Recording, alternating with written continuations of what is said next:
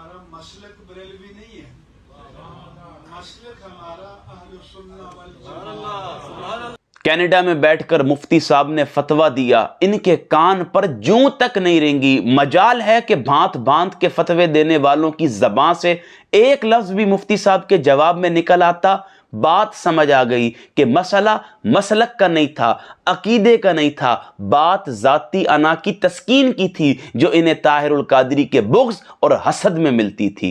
बिस्मिल्लाहिर्रहमानिर्रहीम।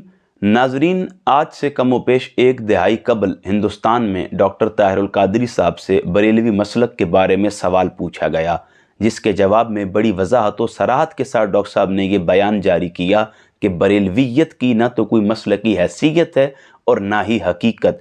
हमारा मशरब अहले सुन्ना है, बरेलवी कोई मसलक नहीं है।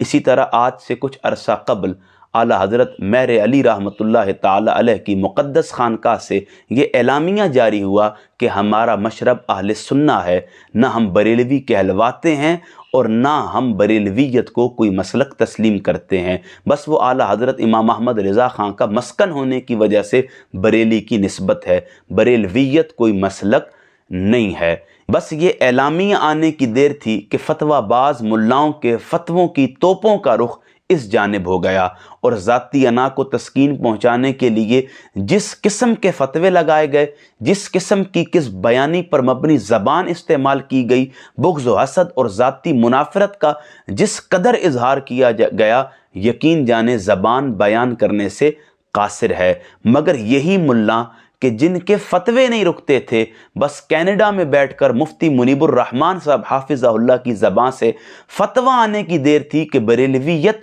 कोई मसलक नहीं है, बरेलवियत की कोई हैसियत मसलकी एतबार से नहीं है।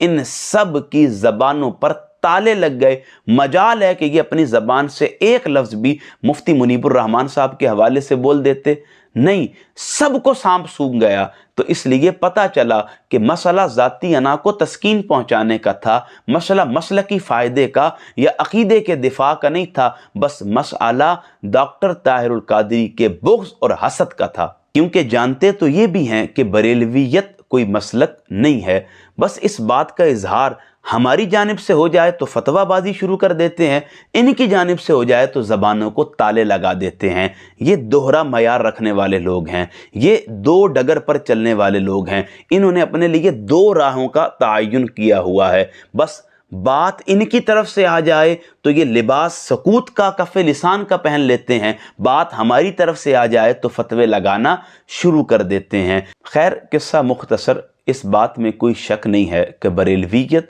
सिर्फ़ एक निस्बत है।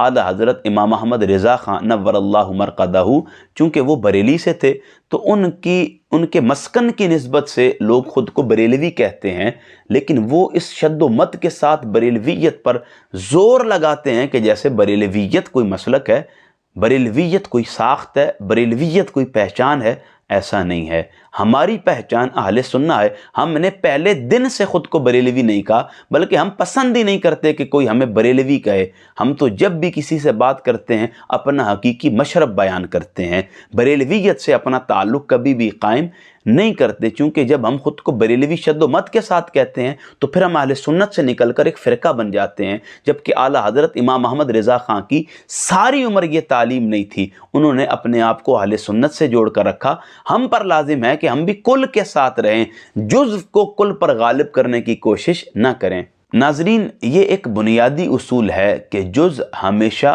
कुल के अहाते में रहता है, कभी कुल पर हावी नहीं होता।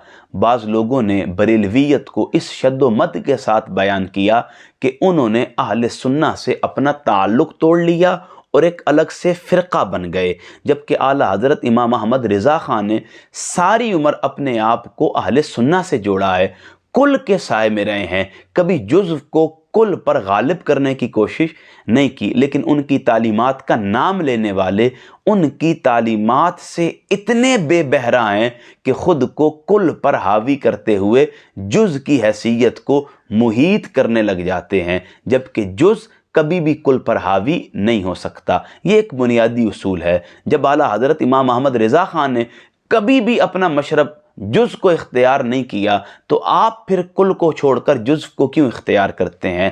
جز کے ساتھ نہیں، کل کے ساتھ جڑے رہیں۔ یقین جانیں کل کے ساتھ ہی جڑے رہنے میں فائدہ ہے۔ اللہ پاک ہمیں عمل کی توفیق عطا فرمائے۔